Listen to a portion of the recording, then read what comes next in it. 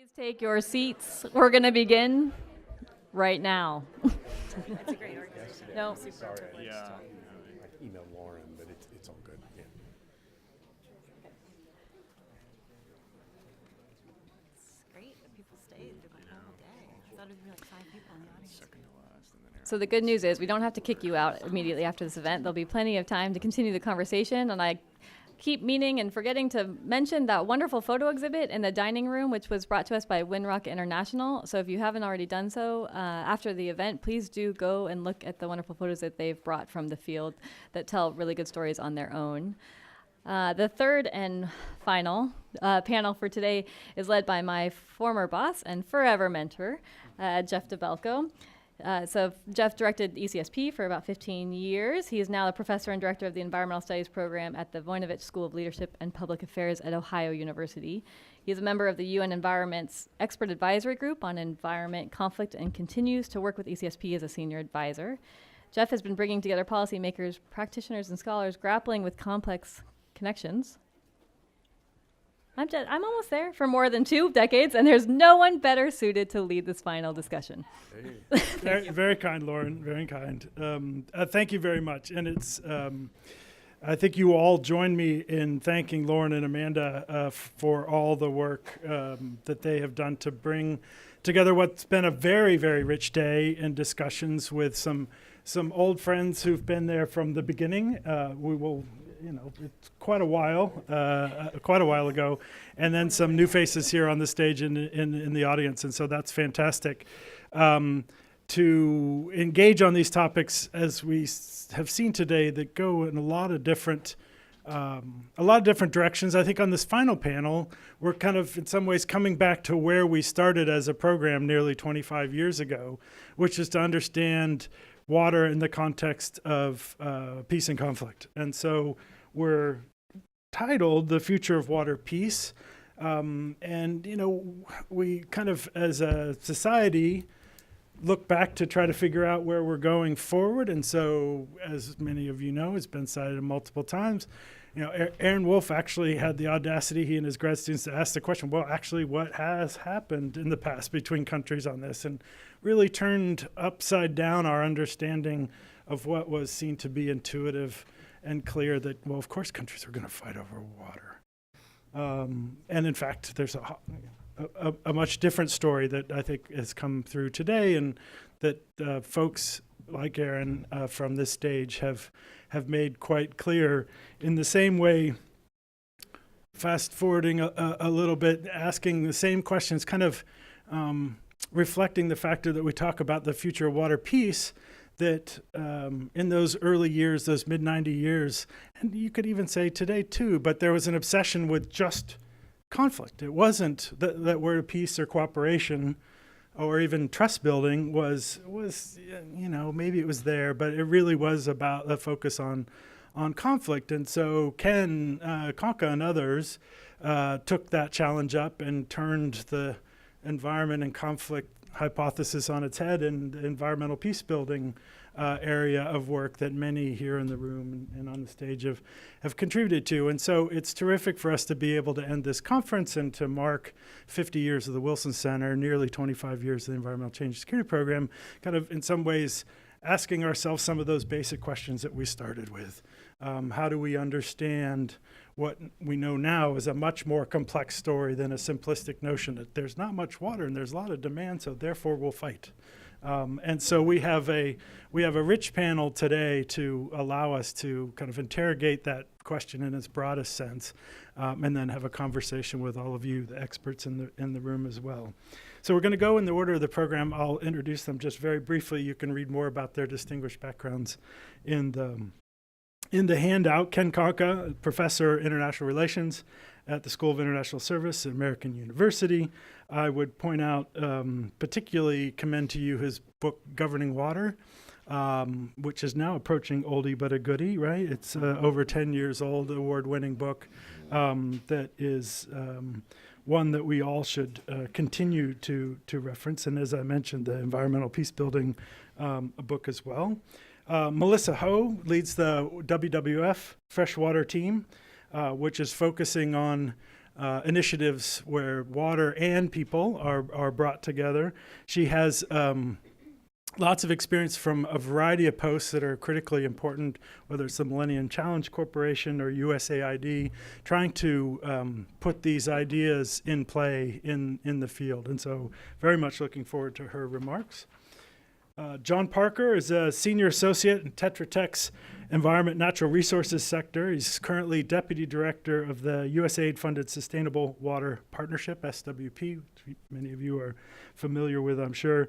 Again, lots of really strong experience on a technical side and implementation side in the field in a variety of contexts. And so very much look forward to John and experience from Tetra Tech, one of the leaders in getting things done in this space. And then finally, Erin Wolf, who I mentioned earlier, is a professor of geography. And what is, I think, a new college name? Is that a new I've introduced you so many times. It was always geosciences. Now it's much longer. And everybody in the kitchen sink in there. So clearly you're doing interdisciplinary at Oregon State University, but we knew that already.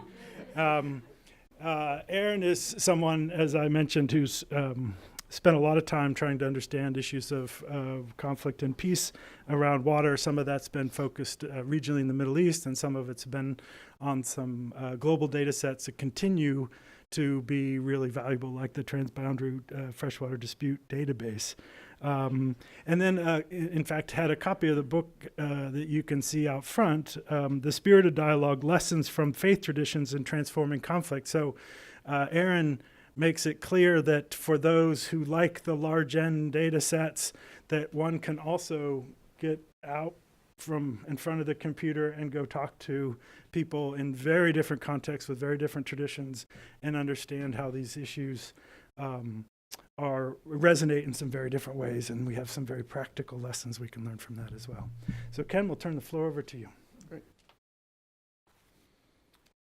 So thanks, Jeff, and thanks to Lauren and Amanda and the whole team here. I have to say, it says 50 years of water at Wilson on the screen, and I own the second 25 years of those, because the first talk that I gave here was in 1993 back in the castle. I'm sure the first 25 years were good as well. But for me, for the last 25 years, I learned so much every time I come here. It's just without question. And I think it's been a really strong day. And I appreciate the learning I've been able to do by listening to those of you who've gone before me. So when Lauren and I were chatting about the role that I might play kicking off this panel, we decided that my charge would be to talk a little bit about what's the future of water going to look like over the next 30, 40, 50 years, broad brush, and what are some of the peace and conflict dimensions and ramifications of that. So I'm going to talk at 30,000 feet for a few minutes, and then I'm going to zoom in. I wonder, is there anybody in the room from Howard County? I'm not going to call you out. I just want to know if there's anyone here from Howard County. You're holding up. Ellicott City? No? Well, if you live around here, you know that Ellicott City is a community that's really been struggling with some water challenges over the past few years. And so the second portion of my time, I'm going to zoom down in and talk a little bit about that. I think if there's a bumper sticker version of my talk, it is, I've seen the future, and it's Ellicott City in terms of water. And that's a very mixed picture. So I hope that example will be instructive. So when I think about how we'll manage water differently 30, 40, 50 years from now, I see three big trends coming. We'll be storing a lot more water. We'll be recycling a lot more water, and we'll be thinking much more systematically and foundationally about flood risk.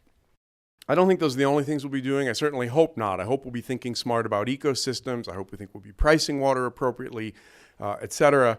I hope we'll be bringing water justice to the billion people who still don't have a secure supply of drinking water, and the 2 billion who don't have a sanitation system of the sort that Claudius built in the Roman Empire 2,000 years ago. But I am quite confident that we'll be storing more, recycling more, and and flood-proofing more. Storing water to smooth out extremes, to buffer against shortages, and also to replace the natural storage that we're losing as snowpack and ice melt start to go away in a greenhouse world. Recycling more water to enhance supplies, and also to reduce the energy and conservation costs of our current water system. We clean water to world-class drinking standards. We use a large amount of energy to pump it to your toilet. And if your toilet is more than 20 years old, with 2 flushes of that to make a few ounces of urine go away, you've just flushed away what the World Health Organization says is the daily survivable minimum of water for immediate personal use. That is not a smart system, and that's going to start to change. It's changing already, obviously. And third, I think we'll be thinking more actively about flood risks, particularly this sort of double exposure that coastal cities and towns face, where on the one hand, they're exposed from the storms, the intensifying storms we're seeing from the sea, higher sea level, water sea temperature, et cetera, but also a danger from flash flooding from the heavy rainfalls. And this, in fact, was what hit Houston with Harvey. It wasn't just the coastal exposure. It was, in particular, the heavy, heavy rains that stalled over the city and therefore inundated. Why will we be doing these things? Well, it's obvious. Climate change is obviously one of the drivers, and it's interesting that we're meeting here today just in the wake of the fourth National Climate Assessment Report, and the water chapter of that, I think, is required reading for all of us. But the key point is it's not just climate change, right? This is also, I think, a reasonable projection of the trends we're seeing in water supply and water demand, the shifts we're seeing in the economics of water, the state of our existing infrastructure, our aging infrastructure that will have to be replaced, hopefully not replicated, but replaced, and the fact that a growing cast of actors, from the Pentagon to large companies worried about their supply chains to municipalities, are taking actions to manage their exposure and the real water risks that they face. And all of those adaptations, storing more water, to smooth out the curves, recycling more water to enhance the supplies, and thinking smart about floods can be seen as adaptive adjustments in that regard. How will we do it? Well, legal and administrative systems will change. We're going to be pricing water differently. We'll be zoning differently. We'll be doing project planning, design, and impact assessment differently. Financing, we're seeing it change before our eyes. The bond market references that were made earlier are instructive in that regard. Investment, insurance schemes, managing financial risk. But we're also going to be doing it with infrastructure. And that's one of the really key points. We have to get the infrastructure decisions right. And the reason for that, number one, is infrastructure is long-lived. You heard the number 300 years being tossed out earlier, the quote from the World Bank about how long. Now, I'm not sure most of what the World Bank builds actually does last 300 years, but nonetheless, we're talking many, many, many decades out, and that's a real planning challenge. There's also very large social and ecological impacts, second-order consequences, unintended consequences of the infrastructure choices that we made, and that's the link to the peace and conflict dimension that we'll have to pay attention to as well. So on the one hand, at the aggregate social level, from 30,000 feet, you can see all of those big, broad trends as positive adaptations, right, in the search for resilience, in the search for risk management, and I very much believe that to be true.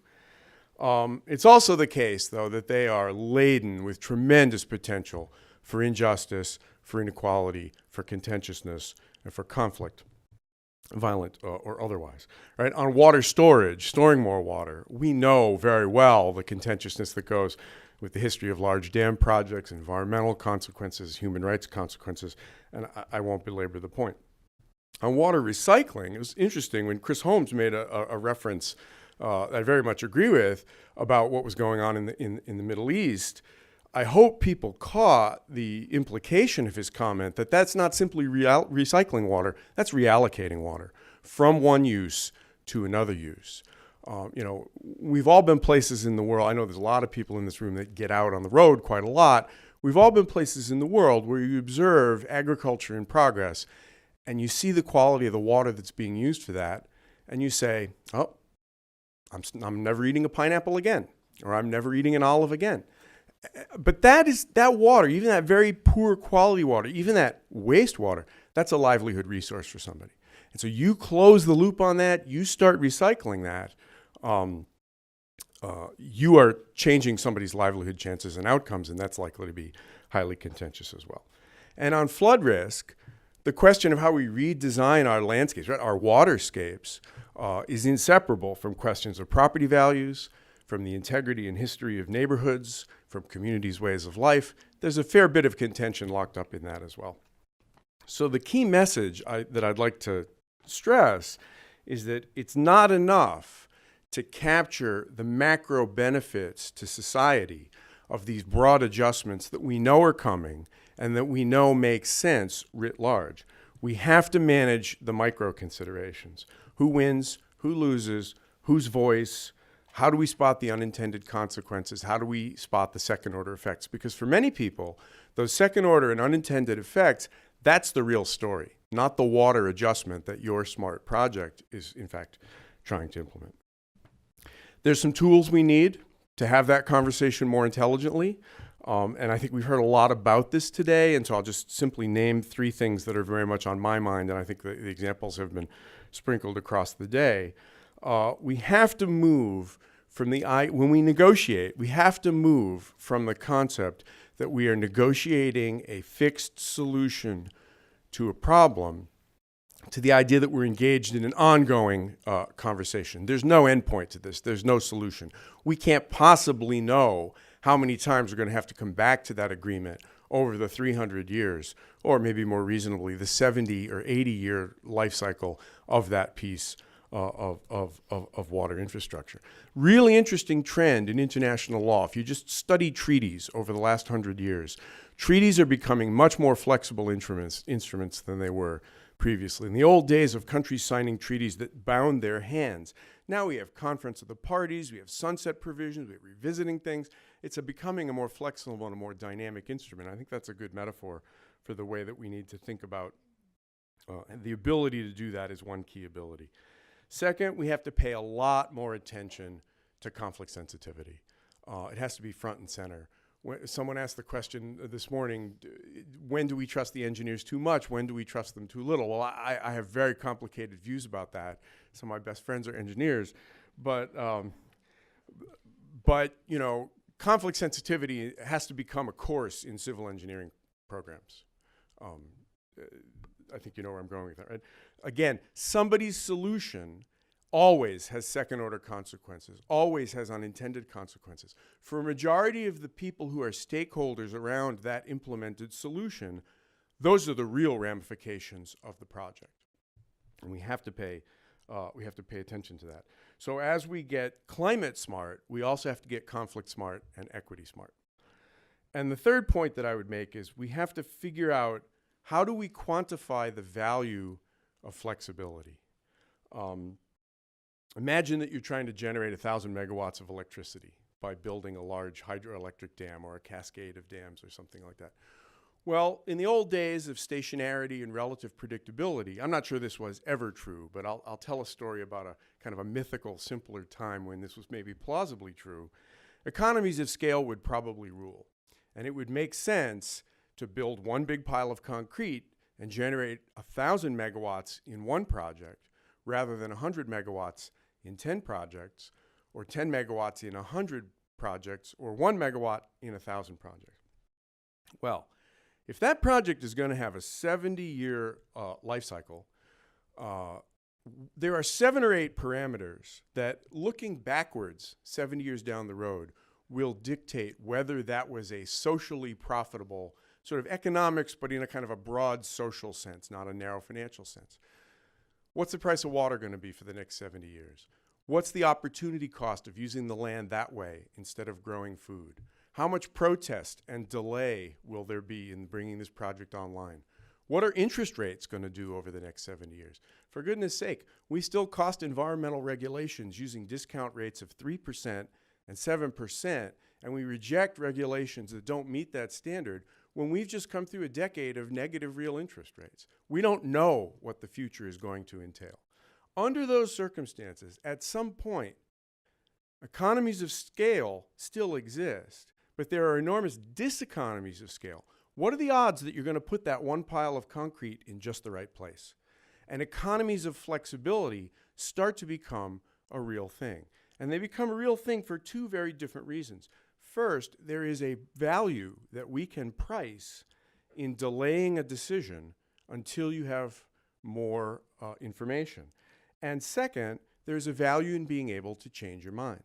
And so rather than building that 1,000 megawatt project, we build a few for a few years. We change our mind, we adapt, we adjust. And at some point, as the uncertainty becomes more and more and more at your initial vantage point, those economies of flexibility can start to compete with and possibly even outweigh the economies of scale that we've thought about. So that's another tool, how to price that, how to measure the cost we're paying for inflexibility and the value we're purchasing through flexibility. So that's the 30,000 foot perspective that I take when I think about water over the next 30, 40, 50 years. Ellicott City. Ellicott City is an old mill town along the Patapsco River. It's about 2/3 of the way between here and Baltimore. I lived there for 14 years, although I recently relocated to Baltimore, made a kind of an empty nest, downsizing move, and so on. Ellicott City, first railroad station in the United States, quite an interesting little place. Ellicott City experienced 2,000-year rainfall events in 22 months, and there were fatalities in both cases. And the first one was in 2016. The second one was in mid-July of 2016. The second one was in May of 2018. So in the wake of that, it was a searing experience for anybody who lives there.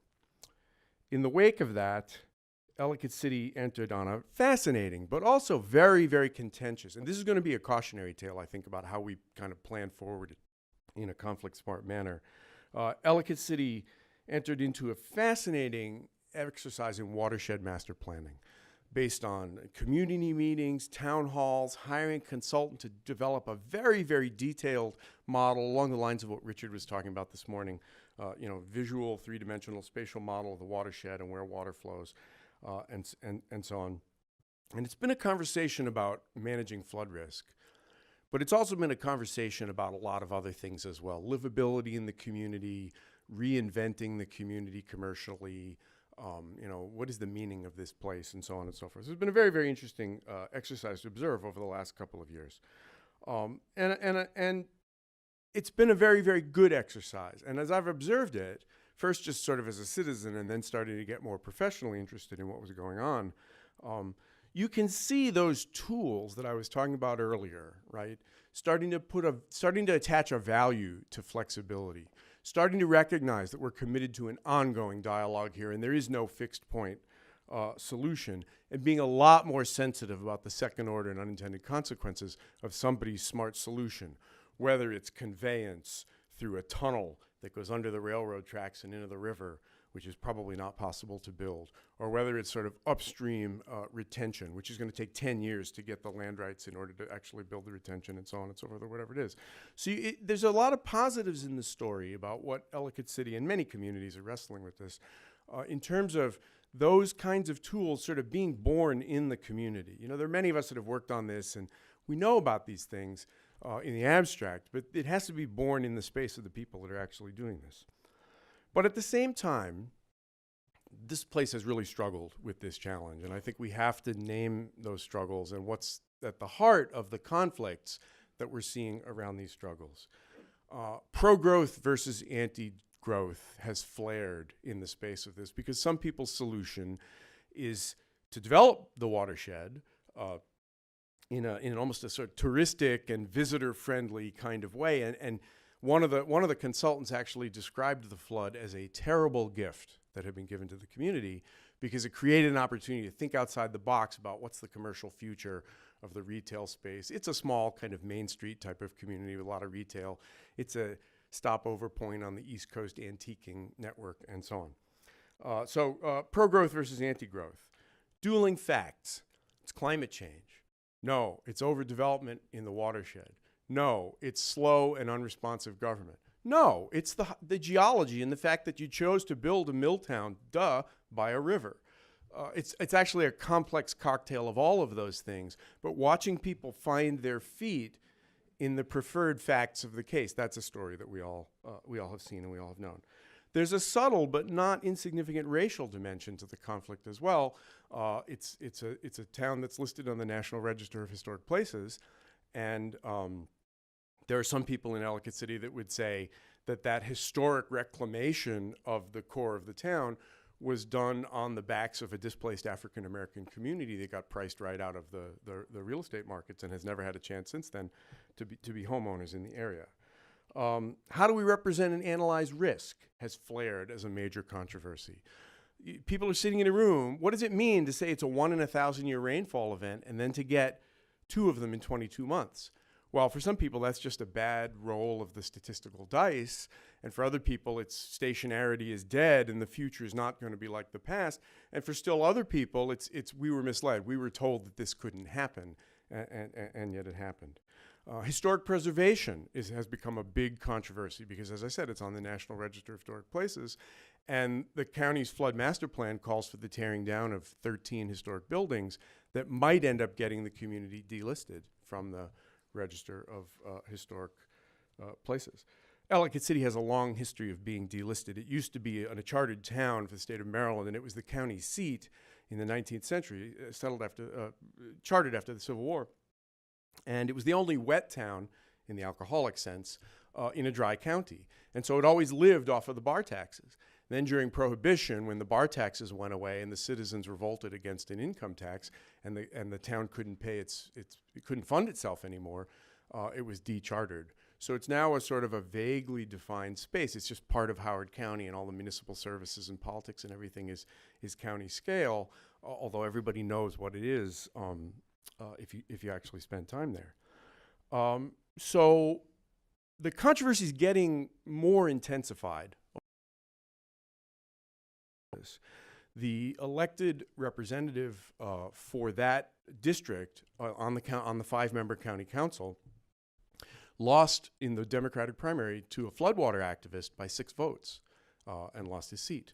All of the funding provisions for this contentious master plan process have been pushed through by a 3-2, all the important ones, by a 3-2 vote of a 5-member county council.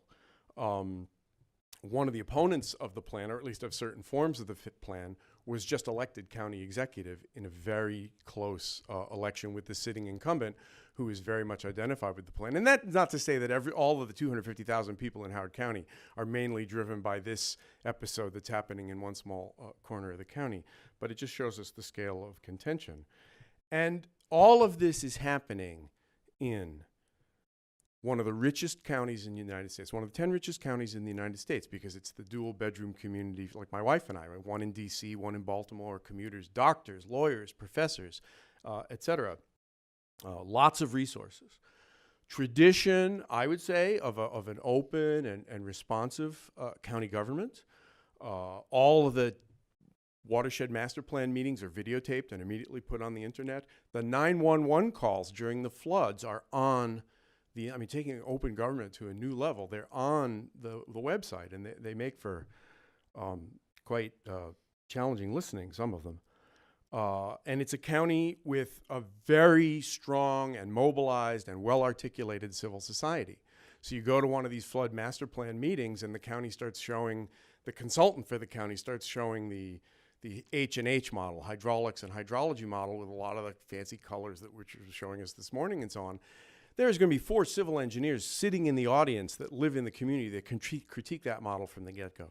This is a very challenging problem for this part of the county, given the way the watershed's been mismanaged and the way the buildings are built and so on. But in every other sense, this is a county that's got every single advantage compared to any of the communities that we've talked about today. And yet, in the 2+ years that it's been grappling with this, the controversy is widening rather than narrowing. And I think that's a cautionary tale for all of us as we go forward. So to summarize, we got some tough conversations coming, right? We're going to be retreating from coastlines. Who wins and who loses when we recycle water downstream, when we recycle water upstream? Who pays the adjustment costs for the water that we're going to be storing? And if Ellicott City struggles to manage that conversation, we should stop and think about what that means for a moment, and think about taking advantage now of starting to figure out how we can have those conversations more intelligently. Thanks. Thank you, Ken. From 30,000 feet to our backyard here in the Maryland suburbs. Melissa, I'll turn the floor over to you.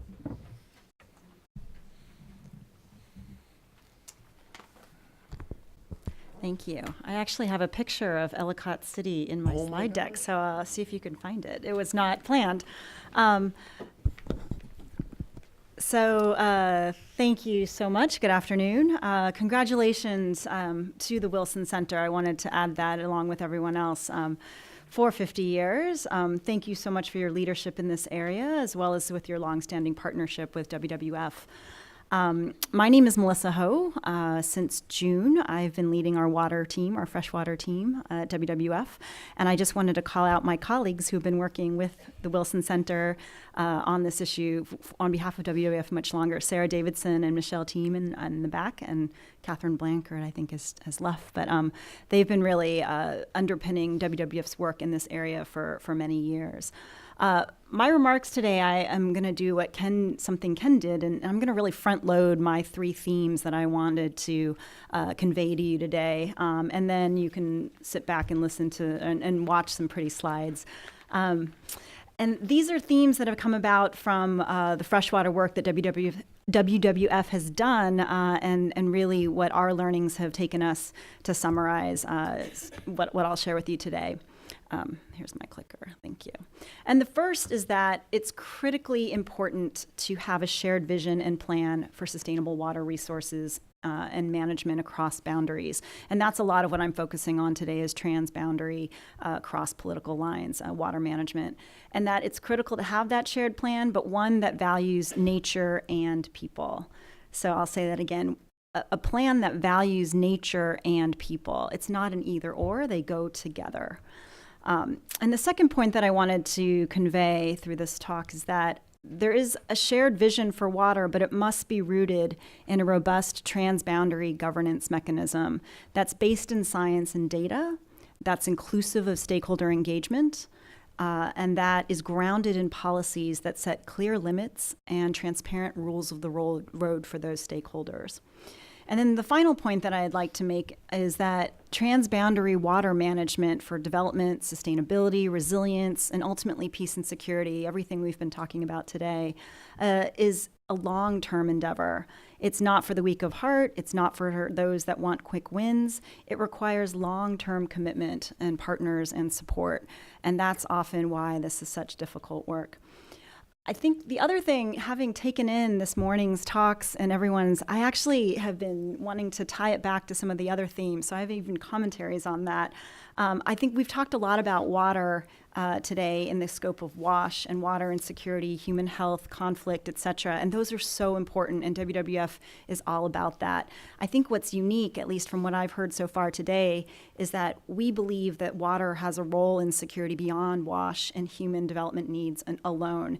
And I'll talk a little bit more about that. And that when we talk about, I was thinking of John Matthews' presentation this morning about building infrastructure, water infrastructure that's climate change proof, especially, thinking of the long-term changes that climate's going to have. I think we also need to think about nature and natural solutions as part of the solution. And it's not just about hard infrastructure, but where nature comes in. And I was thinking of the storage issues, the recycling issues. There's so many natural features, flooding mitigation, that we take for granted in terms of infrastructure when we think about nature's role.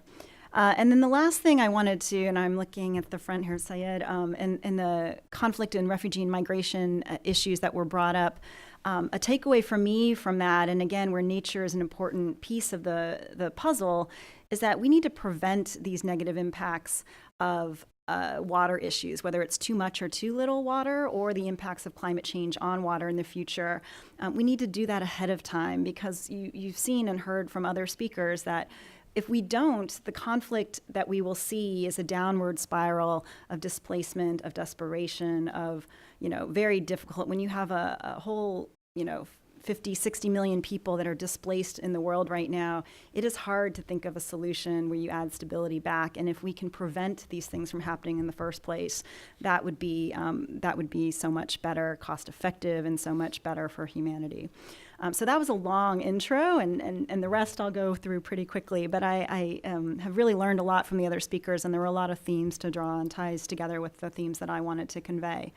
And I'm going to really speak about two examples that WWF has worked on where we see promise and hope for transboundary cooperation.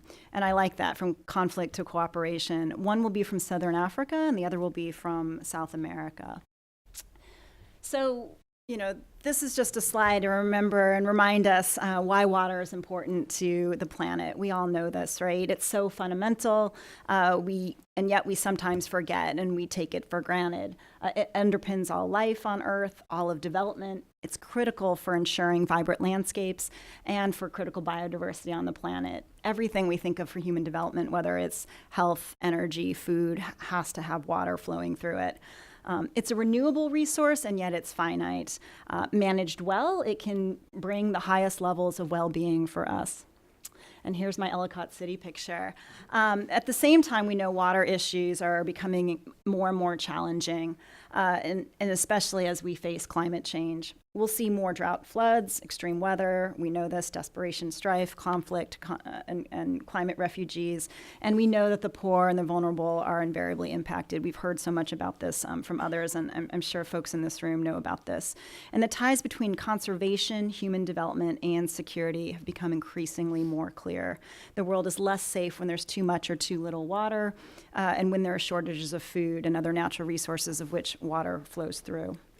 So what is a conservation NGO like WWF doing in this issue? Where do we fit into this discussion? WWF's mission from the beginning has been to stop the degradation of the planet's natural environment and to build a future in which humans live in harmony with nature. So most people think of us as a biodiversity or a, species organization. You can see by our logo, we are known, and our brand is known for saving iconic species. And it's true that we do care deeply about biodiversity. And I would just add that that's not only for biodiversity's sake.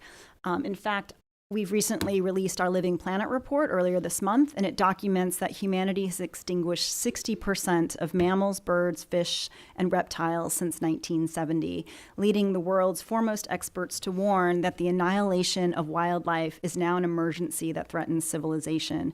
It's on the same level as climate change. And to quote my colleagues who co-authored the Living Planet report, this is far more than just being about losing the wonders of nature. Desperately sad though that is, this is actually now jeopardizing the future of people. Nature is not a nice to have, it is our life support system. And so it's with that urgency that WWF's approach and engagement, like all of these issues around water, is global and cross-cutting. So water, biodiversity, development, global security, as we know, it cuts across many stakeholders and global platforms. And these are just some that we engage in, and I know many of you do too. So on the upper left is a recent Financial Times Summit in London in October that we helped organize and co-host. It engaged CEOs of major companies, including food and bev and financial services, all discussing how to reduce their water risk and create innovative financing of water for nature deals. This was not corporate social responsibility. This was part of their business bottom line. And there was discussion, I don't know if the gentleman was still here, but there was quite a bit of discussion, not just about their own business operations, but what they as corporates really owed to the communities and the landscapes that they're working in. The lower left shows the UN Convention on Biological Diversity, which just convened earlier this month to advance what they're calling the New Deal for Nature and People. It links biodiversity, sustainability, and climate change into the new 2030-2050 agenda that aims to have the 9+ billion people we expect in the future to be living well and within the planet's resources. And I want to link this. I don't have a picture here of the IPCC, another crowded room of people sitting and talking. But both the CBD and the IPCC were born of the same objectives of elevating climate change and nature. And yet IPCC is getting a little bit more play. And I think now there is a real desire to put these things together. And the idea that we are really focused on reducing our greenhouse gas emissions and mitigation and reducing the effects of climate change, but we want to link the nature piece because not all greenhouse gas solutions are are necessarily safe or good for nature. So we talk a lot, for instance, about hydro, which is a renewable and less and better than coal, but it actually has incredibly detrimental effects on ecosystems and on nature. And so we really want to have a more holistic view when we think about an agenda for the future. The bottom right, everyone will recognize, is the Sustainable Development Goals. Water is obviously called out in Goal 6, that is to ensure availability and sustainable management of water and sanitation for all, but it's a crosscut, right? It also is in Goals 3, 11, 12, 13, and 15 on health, sustainable cities, production, climate, and natural resource management. And in the upper right, we've got the convening of the UN Convention on the Protection and Use of Transboundary Water Courses, it's a mouthful, which has helped develop the frameworks for transboundary water governance in places now like the Mekong, the Nile, the Indus River basins, and frankly, hundreds of others. The mapping that was done earlier today of showing where there are actually water treaties and conventions, most likely, I'm guessing, is based in this UN Convention for transboundary water management. The convention is a solid foundation and provides a good set of technical resources, but it needs more teeth and enforcement to have meaningful impact on the ground. It would also help if countries like the US would ratify it. Sorry. Gosh. Sorry, that was did that come out? Sorry. Okay, so this is just a snapshot. I won't go into all of these. You could do a talk on each. And we do this with so many partners. So I have WWF's logo on here, but I really want to state how much we are in a network of partners that care about these issues deeply and who work on it from many different interdisciplinary angles, from civil society to companies to policymakers and folks like the Wilson Center for sure. And so I just wanted to highlight that, we've been at these dialogues at a global level in many different ways, and you may not know that from being a Panda brand. So we contribute to the science and value of nature, especially freshwater ecosystems and the critical importance of free-flowing rivers. We examine the effects of climate change on freshwater ecosystems, these are examples of some of these products. And the implications for management of them. We are actively engaging private sector companies on corporate water stewardship, global supply chains, and sustainability. We have been an engaged partner in the dialogue on transboundary water governance globally. And as you've heard, over the past few years, we have been really working to make the important connection between water security and natural capital to the broader lens of national security, peace, and stability. So with that broader context, let me just go to my pretty slides. And start with my first, zooming into my first, it's not really a case study, but the first landscape approach that we've been working on for more than a decade, and that's CASA. Has anyone heard of CASA? I'm going to do this for my other one too. Yes, great, one, good. So the Kavango-Zambezi Trans-Frontier Conservation Area, also a mouthful, we affectionately call it CASA, is a unique landscape. Imagine this mosaic of rivers and wetlands and woodlands and savannas that's 50 times the size of Yellowstone National Park.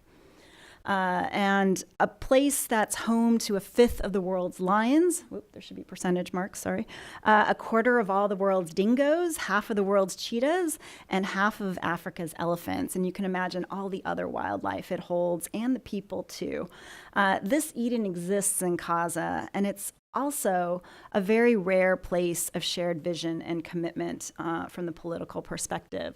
So in 2011, CASA, this Trans-Frontier Conservation Area, was signed into treaty by 5 countries, creating the world's largest transboundary conservation area. It's situated between 2 of Africa's most important freshwater basins, the Kavango in the west and the Zambezi in the east, and its borders are Angola, Zambia, Namibia, Botswana, and Zimbabwe. And there's a third lesser-known river in the middle called the Kwando. And while WWF has been engaged in the full region, we have had a special focus on the Kwando because it's not as remembered, and we've been really working on transboundary water management and governance there, though we're also working on the Zambezi and Okavango too. So Kaza is about the size of France. It's home to millions of people, and it currently includes 36 designated protected areas, including national parks, forest reserves, and community-based conservation areas. It also is the home of Victoria Falls. It's a UNESCO World Heritage Site, the Okavango Delta, which is one of the grandest Ramsar sites. And as you can imagine, it's the home of migrations of Africa's wildlife populations annually. So for more than a decade, WWF has been promoting transboundary management of natural resources, securing wildlife populations, and empowering community-based conservation. And over the last few years, we've increased our focus and support, specifically on water resources management in Kaza, which is the lifeblood of the entire region. So drought and climate change have created challenges in addition to human development and changes in the political landscape. Upstream in Angola, there were recent presidential elections. There's been a decades-long civil war, many of you may know, in Angola, that recently is starting to settle down and have some political promise with this presidential election last year and the hope of some stability. That's been great for the country, but at the same time, it's opening up what has been a relatively untouched river basin. So there's lots of dams being planned. There's large-scale water storage, major agricultural developments for irrigation, and interbasin transfer agreements being discussed that would transfer water and for irrigation and urban water supply from the headwaters of the Kwando, which basically feed the Kaza region. So our shared vision for what we are doing there, and I'm really glossing over this quickly, is that we want to put conservation at the center of the economic drivers of this region. That is what this treaty is about for these 5 countries. They have already made that decision for ecotourism and preservation of their wildlife to drive their economic region, and we're really supporting the water piece. We're working with national and subnational stakeholders to ensure that there is a shared sustainable vision for water in Kaza.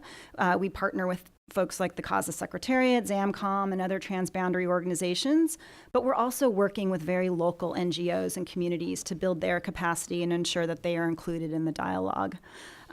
And then we also really will use this platform to strengthen the transboundary governance mechanism that will include development, conservation, and infrastructure priorities for nature and people. And I'll just also put a plug in that we've been really supportive and appreciative of congressional interest in Kaza through the Bipartisan Delta Act, and we hope that this is also a signal of enduring commitment from the U.S. government to this region. And let me quickly go to the next thing, and I know I'm short on time. And so the second example I wanted to give is around the Pantanal. And let me also see a show of hands of who knows the Pantanal. Oh, that's amazing. Wow, great. So the Pantanal is in South America. It's the largest tropical wetland in the world with 2,000 species of birds, mammals, fish, including jaguars and iconic caimans. It's also the source of fresh water for millions of people. And so the Pantanal is a biome that's as, if not more, important than the Amazon. And like the Amazon, it crosses political boundaries. So Brazil, Bolivia, and Paraguay are implicated here, though there are downstream equities with Argentina and Uruguay as well. So the thing that you can't see on here, I don't know if there's a point there, is that the Pantanal is here, the Amazon. Oh, sorry. There's the Amazon. And then this region in here, 20% of Brazil is actually the grasslands of Brazil called the Cerrado. So 60% of the headlands of the Pantanal are actually in the Cerrado. And what folks may or may not know is the Cerrado, like the Amazon was 10 years ago, is undergoing massive assault on conversion due to beef and soy production.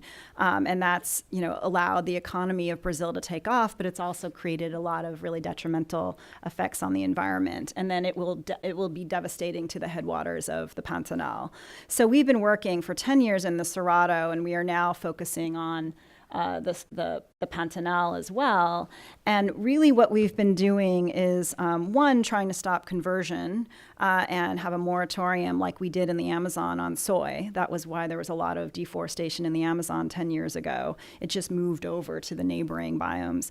But we're also looking at, similarly to Kaza, lots of infrastructure development being planned in the Pantanal. And the Pantanal, I took a plane ride in September for the first time over the Pantanal, and imagine, these pools and pools of wetlands, ephemeral pools. It's almost prehistoric, the size of pretty much Washington State that's untouched, and all sorts of micro landscapes. You can see a little bit in here. And so there's a hydro path being planned. There's hundreds of dams being planned. There's a canal system that would essentially dredge the waterways and prevent the natural ebbs and flow of water and the sediment. There's networks of roads and even a railroad being planned through the Pantanal. So it's the headwaters as well as the infrastructure development plans for the Pantanal itself. So we've been engaged, as I mentioned, for decades in the Pantanal at project level. But over the last few years, we've elevated our approach and changed our play because we knew we needed to have scale and impact. So in 2015, there was a Pantanal Ramsar Declaration, and it was the beginning of our efforts in earnest to bring the three countries together. And after a couple years of technical meetings, it culminated with the ministers of the three countries, Bolivia, Brazil, and Paraguay, signing the Pantanal Declaration at the World Water Forum in Brasilia earlier this year, which is a commitment for shared conservation and development of the Pantanal. And so this is now where the real work begins, where we are providing a lot of technical support to develop what those plans look like. And the first priority is actually the transboundary governance mechanism that will bring the stakeholders together in terms of developing that plan. And of course, there's resource mobilization too. So we believe we're really uniquely positioned to address these issues and facilitate and bring stakeholders together. So that is what is basically in the declaration and what our vision is. And then the last are just pictures. So this is what we're trying to protect and preserve, but still have development, energy, food, water, economic growth, but in line with nature. This is not an option for a sustainable future for us. It will only last for so long, and we've seen to detriment when we don't use nature as part of the solution.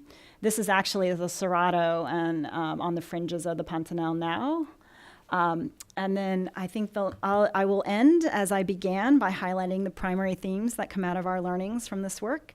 Sustainable water resource management across boundaries must value nature and people and must have a transparent and robust transboundary governance mechanism, which is a long-term commitment to support and establish.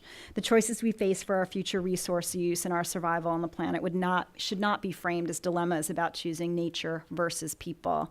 On the contrary, at WWF, we believe that conserving and sustainably managing our water resources and natural capital are an integral part of our solutions. And if we care about shared development, sustainability, peace, and security, we don't see any other way. Thank you.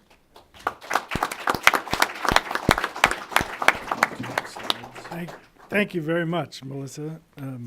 Indeed, some striking photos and really stimulating examples of the work that you all are doing with some of those core principles at the heart. John, let's turn the floor over to you. Thanks, Jeff, and thanks, Melissa, for that great presentation. The tough part about being the second to last panelist of the day is that a lot of the great ideas have already been taken. I know that Erin, coming up next, will have some great remarks, but we're going to be shifting to East Africa. I'm going to be talking about the Mara River Basin, which is a globally significant basin shared between Kenya and Tanzania. I'm going to focus on some of the achievements there related to transboundary water cooperation, not just at the transboundary level, but also the work that's being taken place at the local level, and some of the lessons from this experience that can inform future dialogue around water peace. I'm going to be taking more of a programmatic approach and lens to this discussion. I'll be referencing the work that we're doing under the Sustainable Water Partnership, the work that we're carrying out in the Mara, and how that builds on the successes of previous programs. The Mara is one of the success stories globally, I would say, in terms of transboundary water cooperation and how governments and stakeholders have really come together to manage this critically important resource. Before I begin, I wanted to give a quick overview of Stainable Water Partnership. We are a global activity funded by USAID.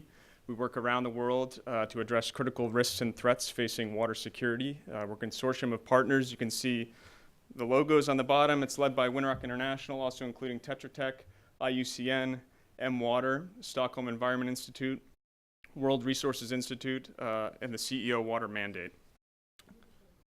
Yeah. And I'm going to be talking about some of the approaches and tools that we have carried out under SWP in the discussion of the Mara. So to kind of set the stage, I wanted to focus on three main questions to really structure and guide the presentation. First is, what are the approaches and tools that can be applied to improve water cooperation across scales? Secondly, what are some of the characteristics that would define a strong enabling environment for water cooperation? And third, what is the role of foreign assistance in terms of supporting water cooperation and peace building, and how all these three questions have played out in the context of the Mara? So we're going to take a little tour of the Mara River Basin, not quite like the real thing, but we'll do our best. So the Mara, it starts in the Howe Forest Complex. And the Howe Forest Complex, for those of you who know, is considered one of Kenya's water towers, because in the rainy season it effectively stores water and then releases it in the dry season. It's the largest closed canopy forest in Kenya. And from the Howe Forest Complex, it flows into the main tributaries of the Nyangares and Amala subcatchments, passing through agricultural lands and growing urban centers.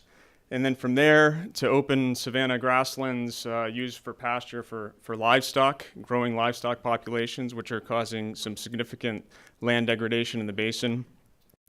From there, it enters the Masai Mara Reserve, which is a globally significant area of biodiversity, crossing into Tanzania and the Serengeti National Park, from there into the Mara wetlands, and ultimately discharging into Lake Victoria. So it's a critical resource for people, livelihoods, wildlife, and livestock in Kenya and Tanzania, and holds global conservation significance. But it's facing some critical risks and threats. First, population is rapidly growing in the basin. There's been significant urbanization over the last decade or so. Growing towns and settlements, and the Mara is the major water source for those urban areas. Land use change due to deforestation and agricultural expansion is affecting the basic hydrology and ecosystem functions of the basin. Much of the original forest in the Nyangares subcatchment has been converted to agricultural land. Overgrazing is posing a serious issue. To meet growing food and energy demands, the governments of Kenya and Tanzania are exploring a number of infrastructure developments on both the Kenya and Tanzania side for water for irrigation, for energy, as well as for urban water. And that'll have significant implications for the entire basin, of course, downstream implications for Tanzania. Climate change is projected to alter the hydrological regime in the Mara through expected changes in seasonal distribution of rainfall, increased temperatures, and increased frequency and intensity of floods and droughts. So the SWP activity in the Mara was designed to focus on four key elements that facilitate improved transboundary water cooperation. I'm going to be speaking about these today. They include institutional strengthening of key governance institutions, water allocation planning, the application of decision support tools, and on-the-ground implementation to improve water security in targeted subcatchments. So as we think about the future of water peace, a lot can be learned by looking at the institutional policy and planning developments in the Mara, as these characterize, in my opinion, a strong enabling environment for water cooperation. First is the MOU for joint management in the Mara, which was signed on September 15th, 2015 by the governments of Kenya and Tanzania. So the two countries came together under the auspices of the East African Community and the Lake Victoria Basin Commission, recognizing the importance of the Mara and the risks that it faces, and they agreed to sign this MOU for joint management of the river. It was a significant milestone. It's anchored by the existing treaty that's in place for the East African Community and the Protocol for Sustainable Development of the Lake Victoria Basin. We mentioned flexible instruments. This is a very flexible and straightforward and practical document. It outlines the areas of cooperation between the two countries and the institutional framework for governance. Both countries have developed progressive policy and legal frameworks for water cooperation. Both Kenya and Tanzania have recently developed national water policies, water allocation planning guidelines, and other important policy instruments. Most importantly, in terms of local level water management, there's an existence of local institutions for governance, and a lot of efforts have gone into capacity building of these institutions. So the Water Resource User Associations, the RUAs on the Kenyan side, Water User Associations, the WUAs on the Tanzania side. And SWP is working to support the strengthening of these key institutions, helping to clarify roles and responsibilities in specific areas of technical and institutional capacity building. So planning tools and approaches are required to operationalize water cooperation, particularly in basins such as the Mara, where there are competing demands for increasingly scarce resources. Water allocation planning helps to determine who can take water, how much water they can take, from which locations and for what purpose. And as water scarcity has increased globally, water allocation plans have taken on increasing significance in resolving international, regional, and local conflicts over access to water. The figure on the left shows the components of water allocation planning from the guidelines that were developed by Kenya's Water Resources Authority. The reserve, which is the dark gray shaded bottom part, this defines the quantity and quality of water that's required to satisfy basic human needs and to protect aquatic ecosystems in order to secure environmental flows. This has the highest priority in terms of water allocation in the Mara Basin. Through a previous project funded by the Dutch government called Mamase, a water allocation plan was developed on the Kenyan portion of the Mara Basin. SWP is working in the Tanzanian portion of the Mara to develop a similar water allocation plan and then working to harmonize these two plans into a basin-wide water allocation plan. And this will be the first transboundary water allocation plan in all of Africa. So underpinning the development of the water allocation planning is the application of decision support tools. And these play, as we've heard today, a critical role in water cooperation, particularly helping stakeholders to take into account uncertainties about the future, whether those are related to climate, development and infrastructure decisions, lack of information, among other things, and bring these stakeholders together to collaboratively make decisions that perform well across a range of different scenarios. In the Mara, we apply the Stockholm Environment Institute's water evaluation and planning model with a WEEP model, and their robust decision support process, which helps stakeholders evaluate options, negotiate trade-offs, and make informed and transparent decisions on future planning. This is critical for resolving conflicts in the Mara, not just due to the fact that upstream decisions on the Kenyan side, of course, have significant implications for Tanzania, but also how these play out at the local level. So at the end of the day, all water is local, even in the context of a transboundary basin. And water security improvements at the local level are essential for water cooperation. In the Mara, like many basins, water and resource conflicts take place at the local level rather than across borders.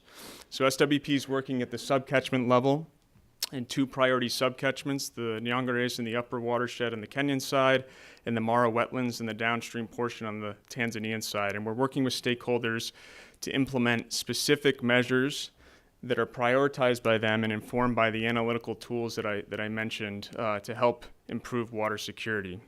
And so we look at a range of different measures from catchment management, livelihoods diversification, improved provision of wash services, and particularly reducing non-revenue water in growing urban areas, and compliance and enforcement as it relates to allocation planning. We're using our funding as a catalyst to leverage additional resources and financing for the implementation of these measures from a variety of public and private sources. So there's an important story about the role of foreign assistance in the Mara. Success, of course, has been driven by Kenyan and Tanzanian stakeholders and institutions, but there's a long history of USAID and other donor investments that have helped to really build a strong foundation for water cooperation and achieve significant results with a limited amount of resources. I've highlighted some of these projects here, going back to the Transboundary Water for Biodiversity and Human Health project, which was led by Florida International University and WWF, The most recently, the Prepared project, which was implemented by Tetra Tech. And so all these activities, they've worked in distinct parts of the basin. They've taken different areas of focus, but they've all had a cumulative positive impact and contributed to this success story. And so finally, some key takeaways on water cooperation based on the MAR example. Many of these have been reflected in Melissa's presentation, so we can see some common themes. So progress on transboundary water cooperation requires sustained engagement. As we've heard throughout the day, this is incredibly important work, but success does take time. It's important to take a long perspective on these issues. This can have programmatic implications, as program timeframes and donor timeframes don't neatly correspond to long-term engagement. Secondly, successful approaches must support and build trust among institutions and stakeholders across scales. The MAR example demonstrates that working at the transboundary level is important, but equally, if not more important, is the local level, where conflict is often most manifested. Third, water allocation planning and decision support tools can facilitate cooperation, but they must be participatory in nature. I'm sure we've seen many examples of top-down planning that have failed, or tools and models in basin offices that haven't been used. It's absolutely critical to engage stakeholders at the outset of any process and have them really lead that process. And tools must have ownership in institutional homes to ensure sustainability. And finally, foreign assistance investments can play an important catalytic role, but they must be designed to work with and through the institutions that have the mandate for water governance. Thank you.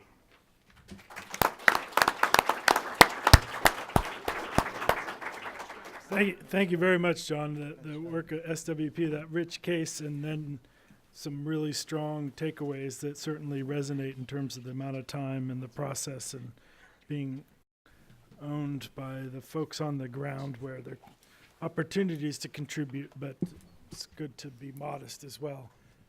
Dr. Wolf. Sir. So what you don't know is it's freezing up here. Yeah. And as the last person to speak, I can speak as long as I want, and I'm going to stay right here because this is the only warm spot on the stage. So, Lauren, you can't get me off. I'm sorry. So 50 years. And what's really interesting when we think about it is three of us were here literally 25 years ago. So we have 75 years between us. So we've been doing this longer than the Wilson Center has, if you think about that. And so I had a talk yesterday, and well, you don't tear things up anymore. I deleted it. Yes, I deleted it because I really thought, you know what, 25 years is a really long time to be thinking about something. And so I started to think, why do certain ideas catch on? What motivates people to do the things they have done, and what motivates people as we move forward? So I thought there's a couple of things, a couple of basics I always start with. This is our in the transboundary water world, this is our conundrum. Water people see the world the way the map is on the left. Only the basin is there. We see the things that unite us. We see the things that bring us together. And then other people come along and they put all these nice straight lines in the middle of our watersheds, dividing up. And so the problem is we have to manage the water, the world's water, as if the world looked the way it does on the left, recognizing the very legitimate reasons those lines are there. And just as Jeff said, when we got involved, this is early 1990s, and people were using these 6 case studies, the Jordan, the Tigris, Euphrates, the Nile, the Central Asia, the Ganges, and they were basically making exactly the argument as Jeff described it. People who hate each other share watersheds. We need water for everything. They hate each other, therefore we're going to go to war. And if you think about it, on the one hand, it's kind of compelling, and you go, oh, yeah, okay, that makes sense. But then you think, why did it resonate so much? I mean, why did it caught fire throughout D.C. for sure, and then from there around the world. And so what's kind of useful, I just wanted to give, there's 3 kind of lessons I wanted to touch on. So the argument was there's a decrease in water quality and quantity, population variability, and economies are going up. We weren't talking at the time about climate change so much. Therefore, and this is known, there's huge human suffering and death, ecosystem degradation, and political tension. That's known. And then there was this leap to, and therefore there's going to be cross-border violence and war. That's a big leap. So you got to start back. Why did it resonate so much? This was the kind of fundamental paper and book. Tad Homer Dixon wrote about first environmental security, and he used water as the example. And then from there, literally for 10 years, that was kind of the dominant story. Context shapes the message. In other words, all of this is crafted by people. What was going on at the time? Cold War was ending. And all of a sudden, those of us who are old enough to remember were looking around. We were talking about what on earth is the security establishment going to do now with all their spare time and resources. We were talking about a peace dividend. We were going to take all this money that we were going to save from the military that we don't need so much anymore, and we were going to put it into schools and social services, and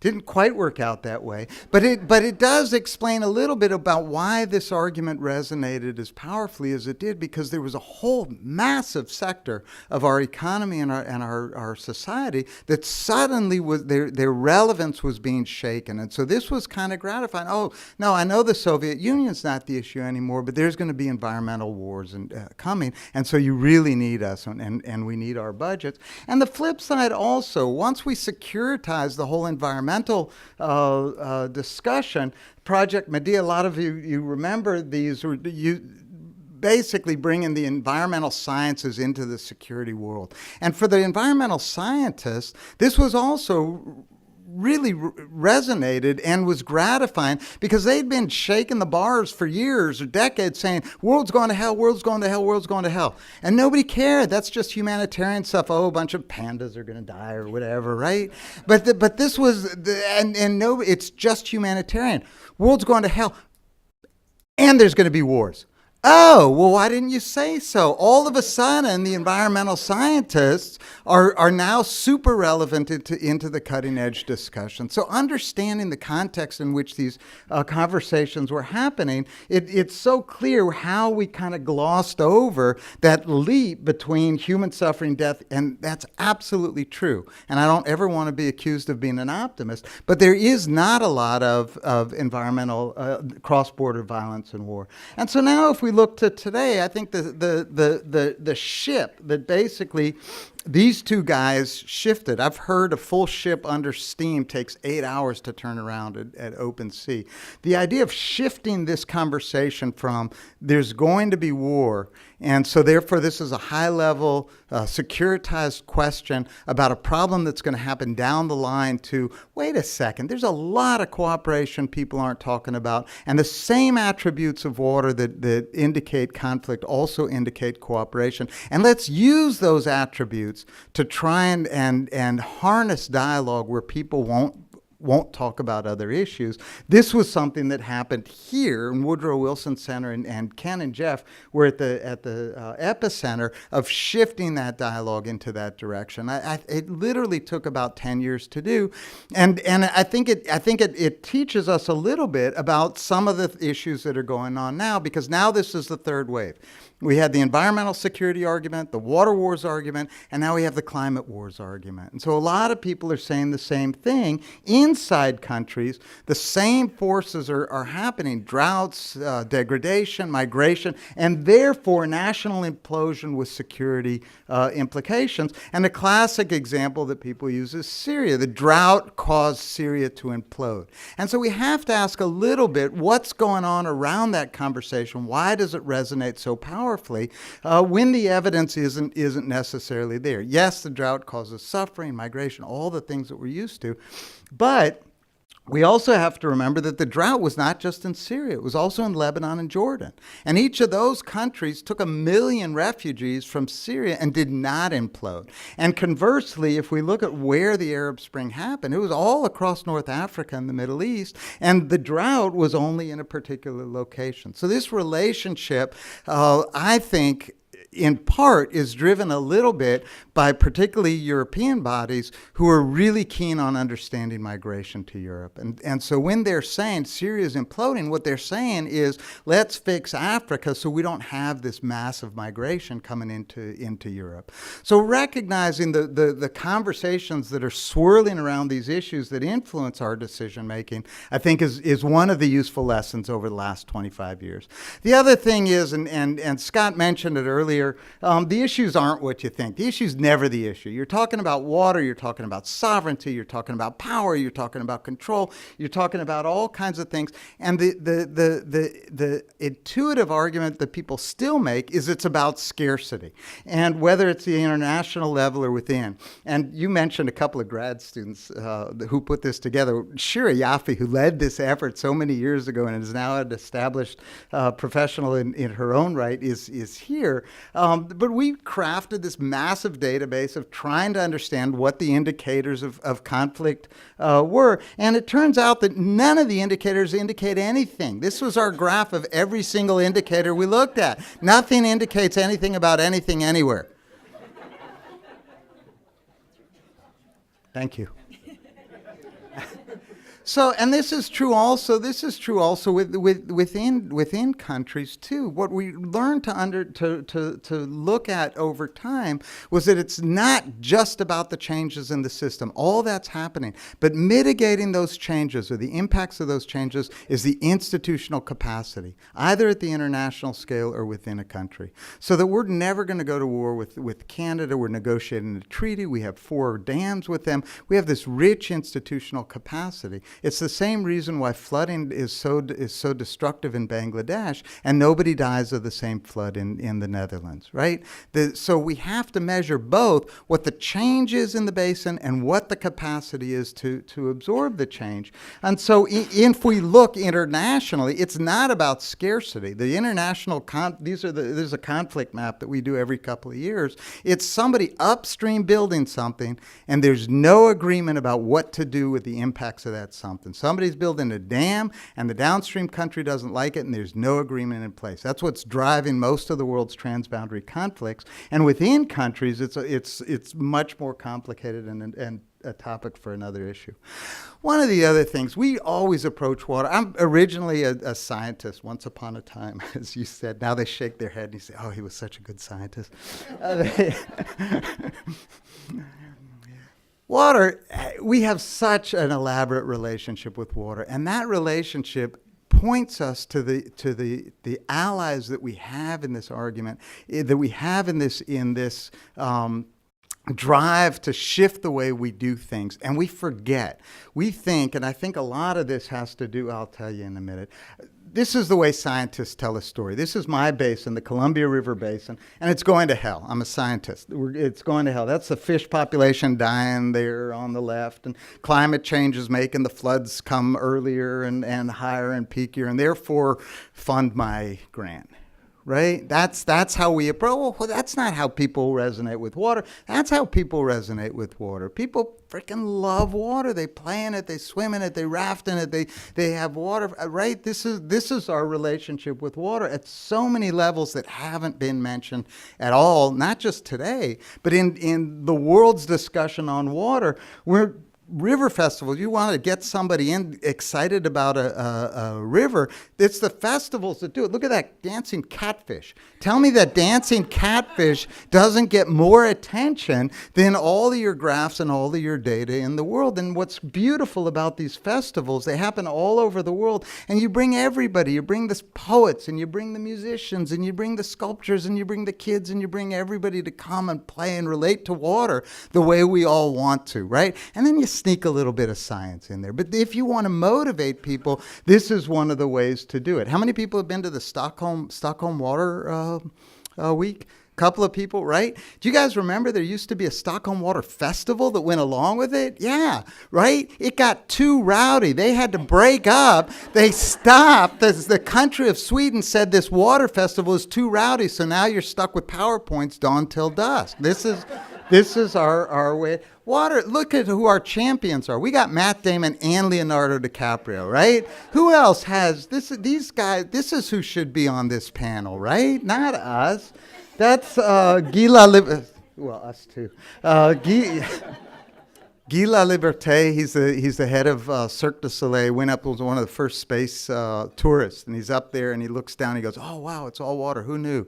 And so he comes back and he funds, right? These are the people that, I was delighted to see Rebecca up here from Dell earlier. The other group that we forget about is the private sector, right? So a lot of you know I'm really interested in indigenous and local ways of resolving conflict. And so I went off into the Atlas Mountains, and this was the first store that I came to way up high, no roads, no electricity. And in this store, you could still get a cold can of Coca-Cola. And on the one hand, you go, ooh, that's really creepy, but on the other hand you go, wow, what a distribution network. If you could harness that for good, right? Not just for sugar water. And all of these companies have water programs, and so harnessing the positive aspects of the private sector is something that we don't do enough. I was delighted to see you have the CEO water group up there. Here's where I think a group that is wildly untapped is the faith sector, the faith community. And I think that the reason for this is what we call the Enlightenment. So 300 years ago now, in Europe, in a very specific place, for a lot of very legitimate reasons, we said we're going to separate the worlds of rationality and spirituality. And in, quote, the West, Europe and North America, public discourse is going to be around things that we can measure. You can have this other life, but it's private. Your Friday, your Saturday, your Sunday community, you don't bring it in the room. The word spirituality has not been mentioned once today. Not once. And if we're talking about what motivates people in decision making, and we're talking about water, really we can afford not to think about it? So here we are, basically 300 years ago, we closed one eye and we said, okay, we're going to walk around with one eye. And then we go around to the rest of the world and say, hey guys, this is a really cool way to look at the world. You guys should do this. You got this, right? And so what we're missing is exactly the people who have the moral authority, the values, the connection with the communities to help us make the arguments that we know being made. This is who we want as our allies in the village, and this is the guy that we send, right? This is exactly the Buddha, it turns out, resolved a water conflict with one sentence. He came down, he said, what's the conflict? Nobody knew. And he got to the villagers, and they said, whoa, it's about the water. The two villages are about to fight. He went back to the princes. He said, is the blood that's about to be spilled worth less than the water that you're fighting over, right? So one sentence. Well, a lot of people are tapping into the faith communities as mediators. A lot of times they have the moral authority across boundaries precisely when nobody else does. In our part of the world, every map has a worldview. This is my worldview. The only features on here are universities. This is the way I see the world. And so we're negotiating an agreement between the U.S. and Canada, and both sides did this rational thing. They said, we're going to try and maximize the benefits, the stuff you can measure, right? We're going to maximize the benefits. The U.S. said that, and the British Columbia said that. Well, it's not just the two riparians. There's 15 sovereign tribal nations within the basin as well, and each one is a tribal entity, a sovereign entity unto itself. And they said, wait a second, we're not buying your benefits, the stuff that you measure. Wait a second, there's four kinds of water. There's physical water, there's emotional water, there's mental water, there's spiritual water, and you guys keep talking about the mental water and the physical water. What about the emotional water and spiritual water? Remember that. So don't tell me that it costs $700 to save a fish. Save the fish. Because it's the right thing to do, right? This is exactly the relationship. So they're coming back, and now the environment is one of the legs, official legs in the stool. I just wanted to end with this because I think it's so powerful. A lot of you, the minute I said the word spirituality, I see your body language, and like half of you were just like, it's like, don't do that. We're enlightened, we're rational. And I get it. I get that it's a tough thing to do, but I also get what we miss. So here's the country of New Zealand, right? New Zealand is not it's not California, right? This is a rational place. And in their national policy statement, I just want to read this and hear how the conversation can be elevated when we tap into these values. All things in the natural world have life force and a spiritual dimension. Respect for the spiritual integrity of the environment and God that created it will ensure that the treasure can be protected and passed on to succeeding generations. That's sustainability, right? Just feel how that elevates the conversation and taps into our souls. I don't put this up for maybe a little bit of self-promotion, but I do. I want the discount code. I spent a lot of time, not for me, for you guys.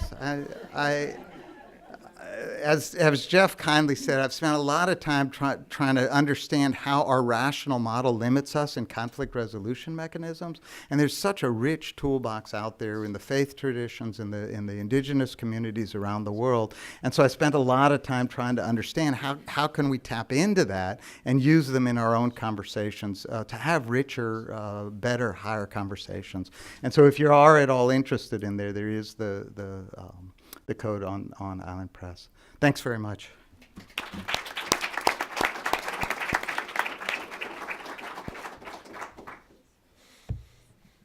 Thank you, Erin. Provocative as always. Despite that last portion, evidence-based, as well as broadening our perspective on literally millennia of some pretty successful mechanisms that might not fit on an Excel sheet, right? Well, thank you all for a rich presentation. I know we have a lot of people who have a ton of experience and I'm sure questions, so I'll save some of mine and throw it open, and with the same kind of guidance and request from previous panels, which is you let us know who you are and you use a microphone so the folks online can hear you, and you ask a question and you, as tempting as it may be, refrain from making a speech. Yeah, down here and then down here. We'll get these two in the middle. Thank you.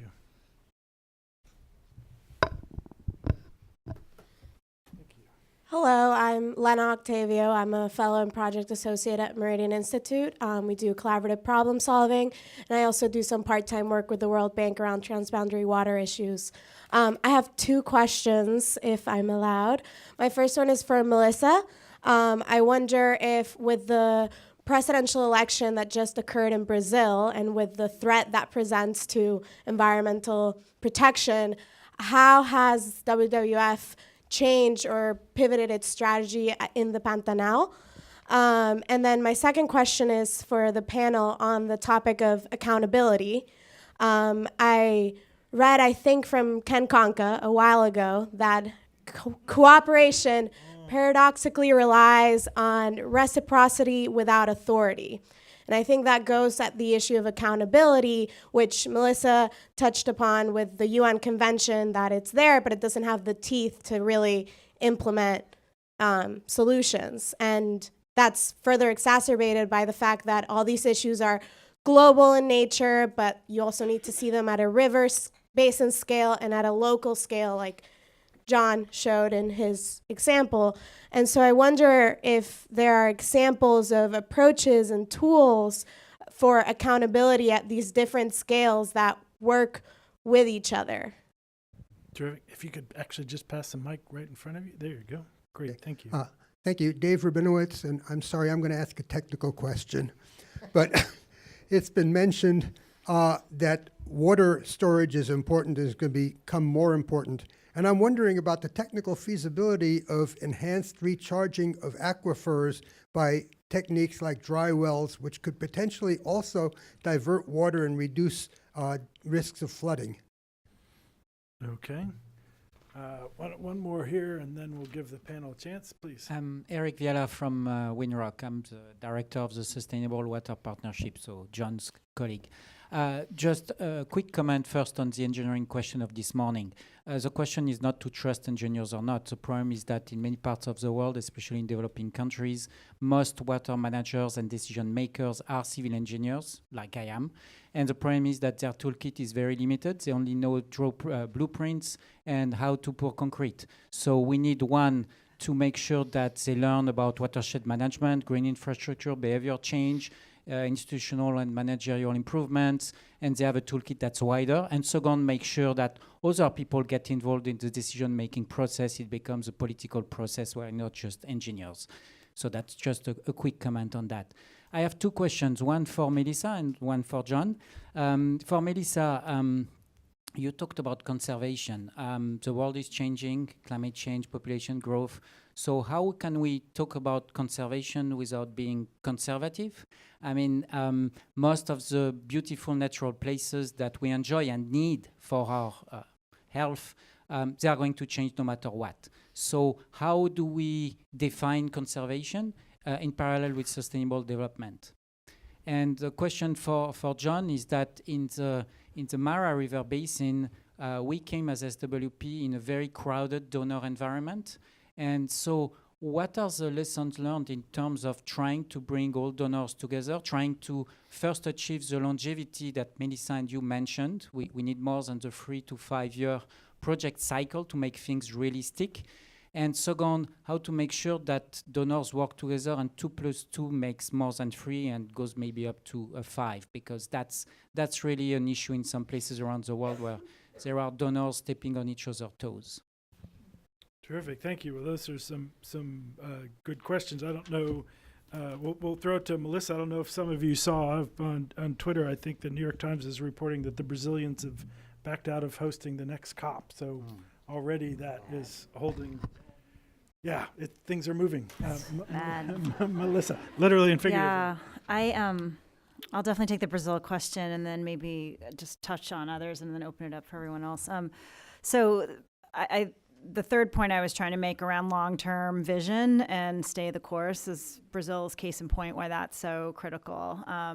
The new administration, the Pantanal isn't even on the radar at this point. It's really the Cerrado that we're worried about, and there's a whole other set of stuff I'll talk about. There's a forest code where there's 20% of all cropland needs to be in forest, and so that is great, and we were using that and leveraging that in addition to creating no-go zones for further conversion in the Cerrado in order to protect the Pantanal and to protect the Cerrado. So there's a whole assault in terms of wanting to combine the Ministry of Environment with the Ministry of Ag. There's rolling back the forest code. There's potentially kicking out NGOs like WWF who get international funding. So there's a lot. And then it's not just the presidential elections that will influence how things happen, but the local, state, and municipality elections where, the Amazon there's a New York Times article about, rolling back indigenous rights and having a play on the natural resources in the Amazon and where indigenous people sit. So there's, I think we are, we don't have a shift in the strategy yet because we're still taking stock of what the implications are as the administration is taking shape. So it's definitely one that we have to tread lightly and carefully. And I think it's not a thing for one NGO alone. I think there's a lot of eyes on this right now. On some of the other ones, but we're staying in the Pantanal, and we will be there and still continue doing the transboundary work that we are at the grassroots. On the other ones, I think there are two that I wanted to mention or to say something about in terms of storage, natural capital, and I don't know if it was a comment or a question about engineered focus versus bringing other disciplines and perspectives into water management, and then the last one around conservation. How do you define it in a changing landscape? I think the thing that I would note is is a commentary, I think, from myself personally, why water issues are so hard is because they're interdisciplinary and that it often is a single sector, or we as humans build stuff and then that's how we view water. And so we believe strongly at WWF we need broader sets of people at the table, and we want to build resources to do that, but it's not easy and it's already a complicated space, and then you add political boundaries, et cetera. But couldn't agree with you more on that. And then I think the other one on storage, I would just point to a recent election or announcement from the president of Mexico earlier this summer on water reserves, which is natural infrastructure to preserve almost half of the country's water resources in the ground, and having a policy decree, it was like 33 of them, that added to that. And it was really a set of calculations and methodologies and policy actions around preserving E-flows. What is the minimum E-flow in all of these different basins? And the footnote on that is that there was a presidential election after the decree was made, and so there's a lot of things up in the air about how that will get implemented. But there are examples and models of where natural capital is being used for storage.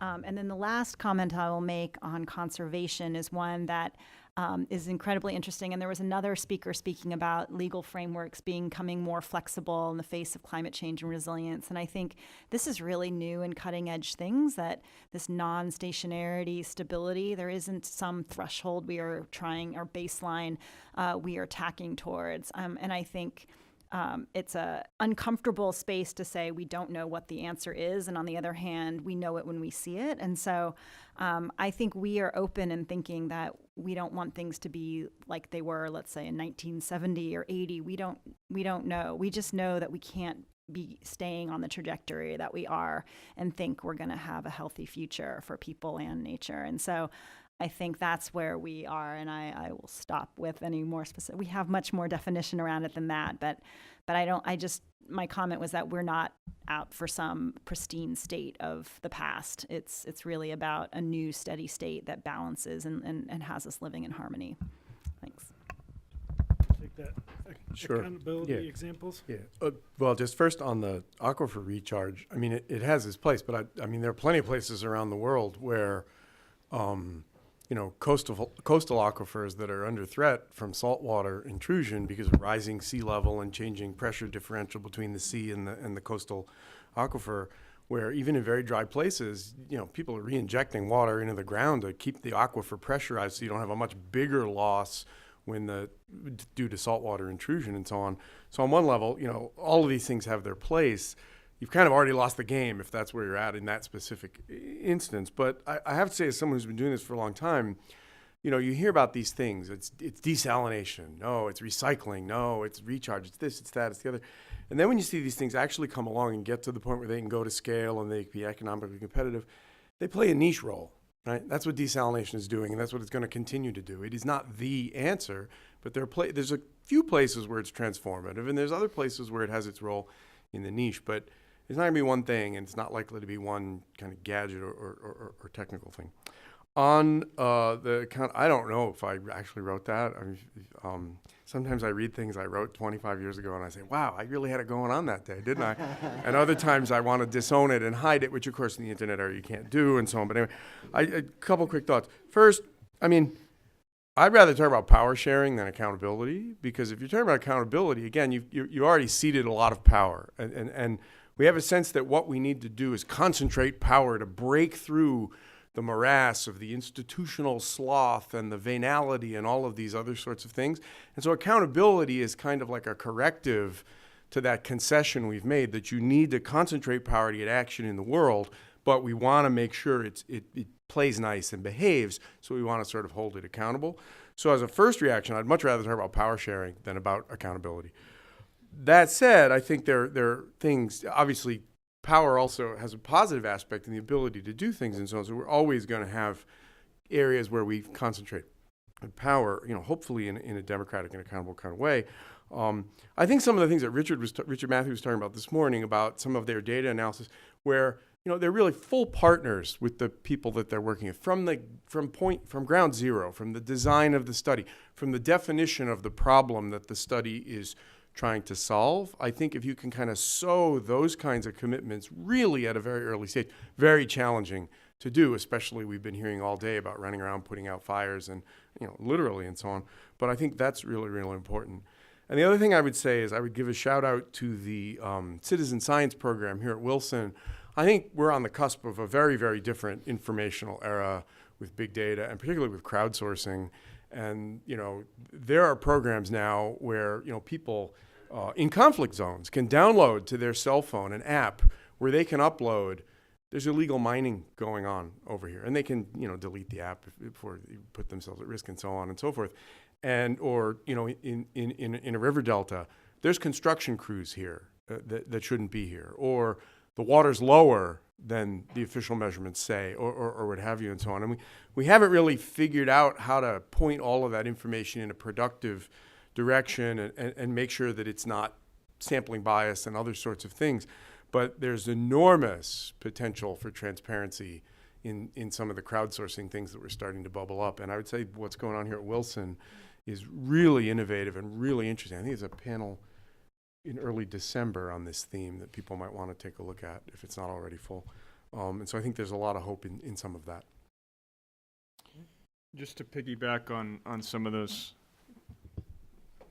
comments on accountability, in the example of the Mara and similar basins, there are lots of constraints in order to have, I think you mentioned sort of teeth to implement, whether it's agreements or any kind of, on the ground action, whether that's related to limited funding, limited capacity of institutions, or whatever. But I think engaging the stakeholders at the outset and having them really buy in to the process, again, sort of taking a programmatic, lens to this, having them own those plans, own those tools, really, be in the driver's seat for decisions, at the end of the day, really can contribute and facilitate accountability. Going to Eric's question about bringing donors and other actors together, and again, the example of the Mara, which is a very crowded donor space, partly due to the nature of the fact that everyone likes to work there. It's a very exciting basin. It's globally known. Significant biodiversity. So a lot of different organizations and donors are working in that space. SWP, partly due to the nature of our activity, which was a very modest activity in terms of funding. So we're contributing $2.5 million over 3 years, which for a typical donor-funded activity is quite small. So simply due to the nature of that, we kind of were forced to work with a wide range of other organizations and donors. So we are collaborating with GIZ, working with WWF. We're working with the Nile Equatorial Lakes Subsidiary Action Program and other organizations, and really bringing all these different actors together to leverage additional resources and have sort of a shared vision for how to move forward. And the way we're doing that, it's very kind of simple instruments. They participated in work planning processes. We've developed memorandums of understanding with these organizations that really kind of outline areas of cooperation. And there's been a lot of collaboration thus far in the work that we're doing there. Well, Erin, I have one for you to start the next round. Comes from the overflow room and kind of goes back to your fundamental finding in terms of more cooperation rather than conflict. And I think it gives a prompt for you to talk about the future, because it says, do you expect this cooperation rather than conflict to change in light of emerging geopolitical or climate change stressors? So will the future look like the past in that respect? Yeah, it's a great question. I have no idea. All right, any more questions?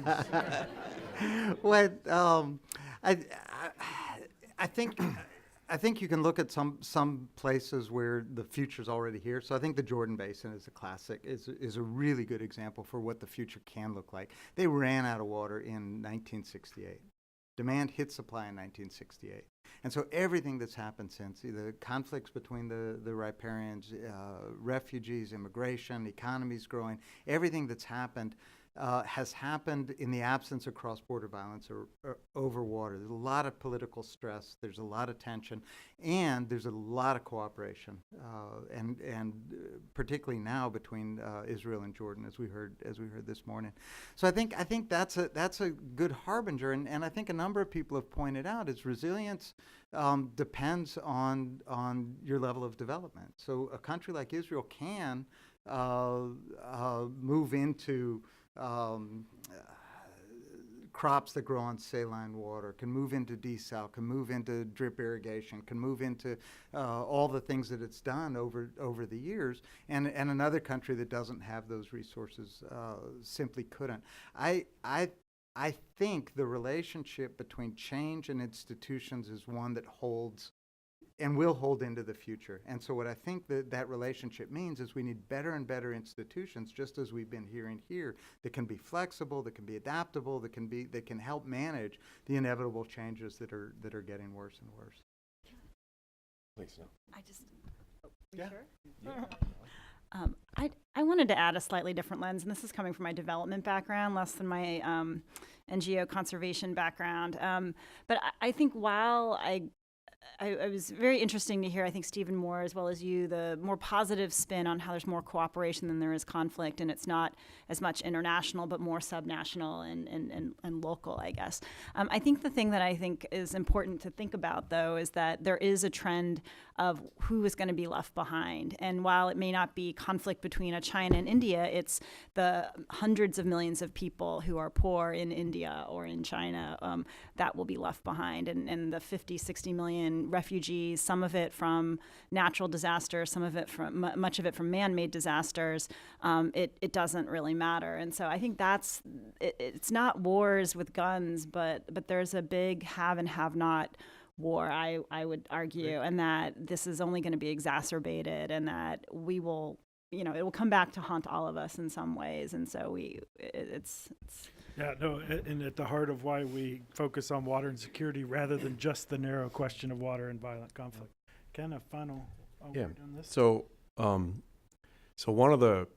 one of the requirements that we have for the students in our master's program at American University is that they do some sort of a capstone research project. And one of the options for that is what we call a practicum, which is a team research project that's always done with a partner outside the university.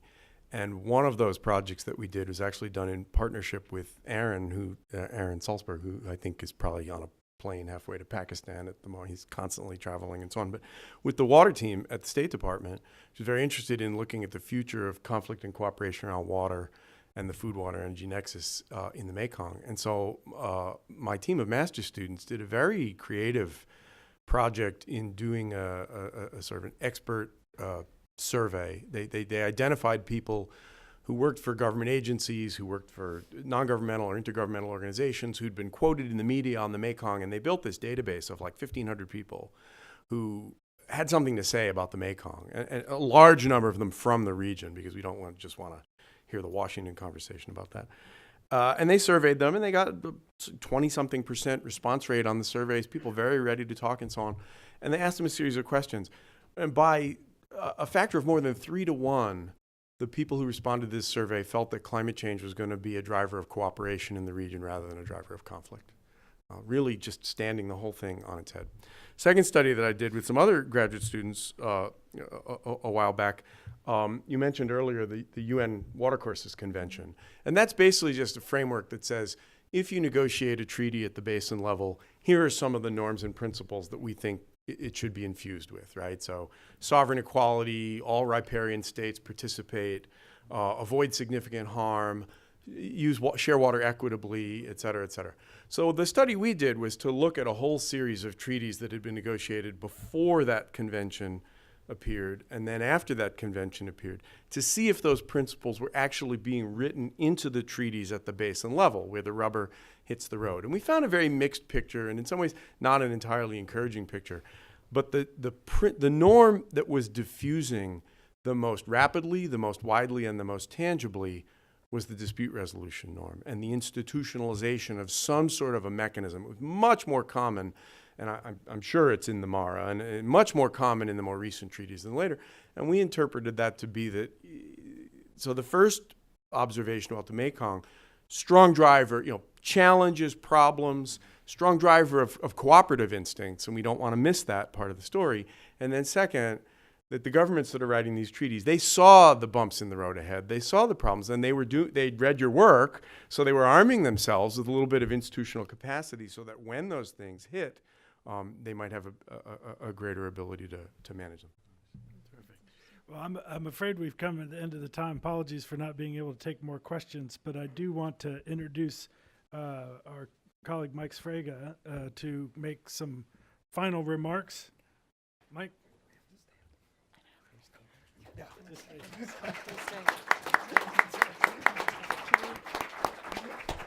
What a fantastic panel. I know I stand between you and another break and an evening, but just bear with me for a moment. First of all, thank you to WWF and USAID for supporting the work here and the work we've heard throughout the day. Without that kind of support and these kind of colleagues, our work here simply cannot happen. So thank you to those organizations and those individuals. To share the stage with Jeff and Ken and this fine panel and having Lauren's leadership here gives me a sense of comfort with all of the challenges that we have before us. Ken and Jeff and Roger Mark did so much foundationally for us. I'm rather humbled to be in a position to help support the work going forward in this area and other areas. And I'm really comforted by the fact that we have Lauren here to lead this ever forward. So Lauren and Amanda, thank you very much.